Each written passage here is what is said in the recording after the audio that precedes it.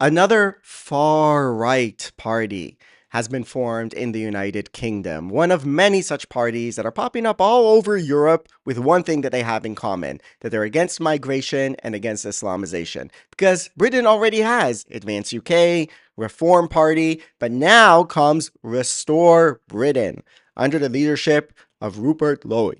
And he has a message to the illegal migrants who are in Britain, what he's going to do about it. Take a look at this speech that he gave right over here. Call Rupert Lowe. Thank you, Mr. Mundell. It's a pleasure to serve under your chairmanship. The ECHR, what does it actually mean for British people? Let's go through a few examples, shall we? A convicted Sri Lankan sex offender allowed to stay in Britain because he is gay and would be at risk of persecution if he was returned to his home country. I don't care.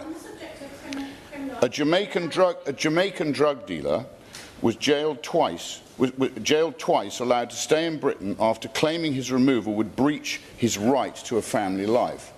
I don't care. A Zimbabwean jailed for killing a man in a car crash. Can I continue? No. A Zimbabwean jailed for killing a man in a car crash, allowed to stay in Britain after it was discovered he had an illicit love child. I don't care. A convicted Indian paedophile allowed to stay in Britain by claiming the move would harm his children. I don't care.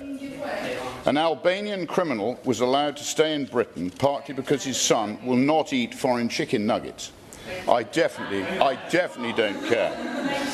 We hear so much of the human rights for foreign paedophiles, sex pests and murderers. Is not giving way. Members may disagree with what he's saying, but we will conduct this in an orderly way. What about the human rights of the British people? The right not to be raped, stabbed and killed by foreigners who should never have been in our country to begin with. Please spare me the continued moral outrage. Mr. Lowe, sorry, Ms. Commerce is making a point of order. Yes. The honourable gentleman just referred to the fact that someone, it just mentioned a few moments ago, that someone... That is not a point of order. It is not a point of order in relation to the content of his speech. What's wrong? Mr. Lowe. Please spare me the continued moral outrage. I am bored of it. The British people are bored of it. It is not cruel to deport criminals. It is not inhumane to defend our own citizens. What is cruel and what is inhumane is allowing foreign killers and sex offenders to walk amongst us in the name of the human rights they should have forfeited the moment they committed their crimes. You can all sit here and persuade yourselves otherwise, but one simple fact remains. The British people want them gone, not some of them, not most of them, all of them. What happens on return to their own country is quite simply not our problem. The solution is three straightforward steps. Step one, leave the ECHR, remove all other legal obstacles to mass deportations, restore Britain's new 100-page plus policy document proves it can be done. Second step. That is your three minutes. Chairman, the interventions held me up. Well, you didn't have an intervention. Point of order. Yeah, they stole about 30 seconds from his speech, but you get the idea. People just don't care anymore about the law, as it's called, the international law that says you can't deport criminals from your country. Get them the F out of here. That's what people are saying, and that's why there are so many parties that are all running on this platform. The question is how they're going to coexist. Are they going to combine, reform, advance UK, now restore Britain? Right? It's a question of how to do that, to actually transform some of this speech into action when it comes to not being demographically overwhelmed in a country like Britain, which is relevant to other European countries. It should be said also, I think Rupert Lowe, he said he's going to ban halal food and kosher food. Okay? So I don't know what I think about that.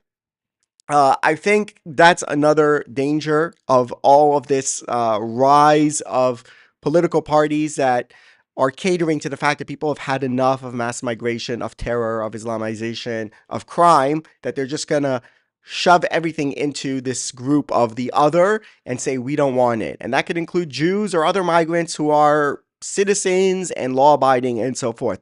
That's one of the problems. That's a risk for sure. But definitely pretending like there is no problem is not the way to solve it. Definitely saying, yeah, there's no terror threat. There's no Muslim population that wants Sharia law. There's no demographic threat. We apply the law equally to everyone. All things that we know are simply not true in Britain. That is not going to help to make something reasonable and a differentiation between the law-abiding citizens, descendants of migrants or migrants themselves, and the troublemakers and the illegal ones and the criminals who need to get the F out of Britain. I can state that this party was officially formed only now in February. It already straight away had a 2% chance of winning the general election, according to the polls, but they got, on days after they were formed, 88% of the votes on who's going to win the general election went to restore Britain. All right. So that doesn't mean that they have an 88% chance of winning, but it just shows that as soon as they were formed, people said, yes, this is what we want, and actually put money, bet on this party winning the general election. I think that's over optimistic, but it just goes to show how serious the voter is in wanting a party that is serious in tackling migration and doesn't just talk big talk the way the Conservative Party did for many, many years. And maybe this guy's talking big talk as well. Maybe once these parties come into power, they're going to face the bureaucracy or whatever, or I don't know, they're going to try to make deals with others and they're not going to actually do it. That's what everyone is afraid of, that it's all talk, talk, talk, and it's never going to happen in the end of the day. But it seems like this guy means business, and we will see indeed how all the far right parties, which is basically anti-migration parties, which is a perfectly sensible thing, how all the far right parties coexist in Britain moving into the elections over there.